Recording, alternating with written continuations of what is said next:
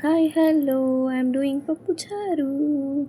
పచ్చిమిర్చి ఆనియన్ అన్నీ కలిపి మిక్స్ చేసుకొని అక్కడ పెట్టుకున్నాను. పప్పు ఉడకబెట్టి పెట్టాను. మునక్కాయ ముక్కలు పోపు చేసుకొని అందులో కొంచెం జీలకర్ర వేసుకున్నాను. ప్యాన్ పెట్టి కొంచెం పచ్చిమిర్చి ఫ్రై అయినాక ఆనియన్ వేస్తాను. ఆనియన్ కూడా కొంచెం ఫ్రై అయిన తర్వాత కరివేపాకు వేస్తాను. కొంచెం కరివేపాకు వేసి కొంచెం మంచి కలుపుకోవాలి. తర్వాత మునక్కాయలు అంటే అందరికి ఇష్టమే ఉంటాయి. మునక్కాయలు మంచిగా ఉడకాలంటే ఈ వాటర్ ప్లేట్ పెట్టుకుంటే చాలా బాగా ఉడుకుతుంది. నేనైతే వాటర్ ప్లేట్ పెట్టుకుంటాను. తర్వాత పసుపు వేస్తాను. ఫస్ట్ వేస్తే అవుతుందంటే అడుగు వస్తుంది పసుపు, అందుకని ఫస్ట్ వేయను. ప్యాన్ కట్టుకుపోతుంది. వెల్లుల్లి పసుపు ఒకేసారి వేస్తాను.